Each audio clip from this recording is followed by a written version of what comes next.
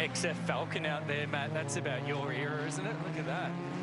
That's cool with the big GT stripes down the middle of it. Looks cool. Absolutely. Yeah. I'm not saying it doesn't. I like it. That's cool. I don't recall it. That was made by the Fisher Body Company in Canada back in the 60s. He's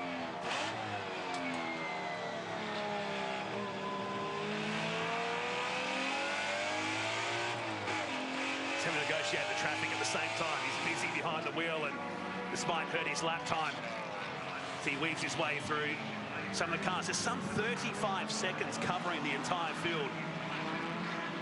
We just wanted to hear that sweet engine noise, didn't we, as he navigated through turns 11 and 12 over around the back there, where you mentioned before.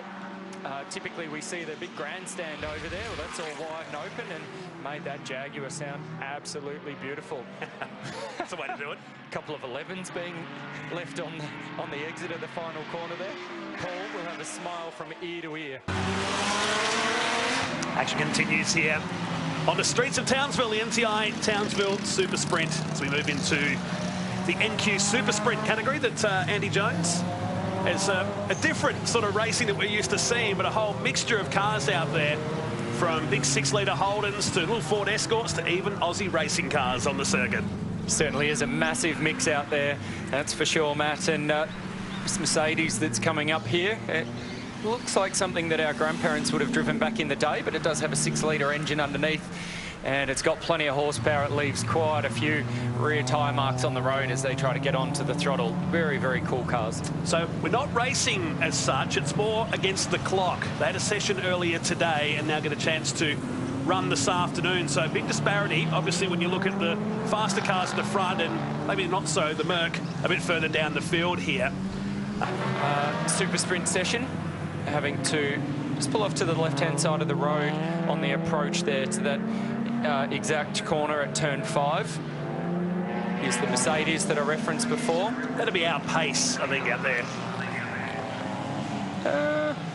Probably not. No, I'd be on that throttle a fair bit more, mate, to be honest. It's your nickname on the side of the window anyway. You beat me to it. I just saw that. I am certainly not the big sexy, but that Mercedes is, isn't it? It's a very cool looking car. It's Chapman behind the wheel. He was 13th earlier today. I'd like to know the lead up to this story as well. At what point do you get a Mercedes like that, and when are you sitting around and chatting and you go, you know what would make this car even better than it already is? Let's put a 6-litre engine underneath it and then go and race it around, do some super sprints. There's an session with 6 litres up here. Yeah. Most of the field have Goshens today. today. The furthest point of the circuit as well at turn 3, the Hino corner. Meantime, Roland Dane has gone quickest, 1:27.813. We know he's a competitive character. There was a little bit of chat that both Roland and Morris were cross-entered into both cars. Which would you pick out these two then? I'm going to go the Skyline. Yeah, same. Absolutely, the R32 as it comes in, and yes, that's what we want. Is there bonus points for this? There's bonus points for being that far away from the apex and being able to get on the throttle, hold on to the slide and not make contact with the outside wall. Plenty of smoke coming off the left rear.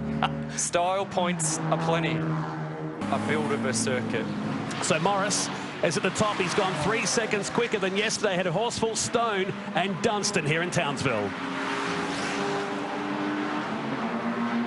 So already 3 seconds up on yesterday. Now, that'd have to be to do with the fact that we've got... It's a little bit awkward, but thankfully nobody's ended up in the fence. And really, for a super sprint like this, we should never, ever see a car ending up in the fence, barring any kind of mechanical issue. It's a busy little part of the circuit right now. XF Falcon, followed by the Escort, the Ford Escort out there with a 6-litre V8 in between. One of the utes just returning back from the school car park. It's a long escape road down there. This is the permanent part of the circuit. It's here most of the year. That little Escort has really turned it on and doing it again on the exit of the final turn. Can we say a couple of iconic Fords? Yes, absolutely we can. Definitely. Particularly in the case of the Escort, although heavily modified. Is that your number plate on the front of the XF? Yeah, I lent it to him for just this weekend only. Very, very kind of you. So in case anybody missed it, it's a Psycho XF.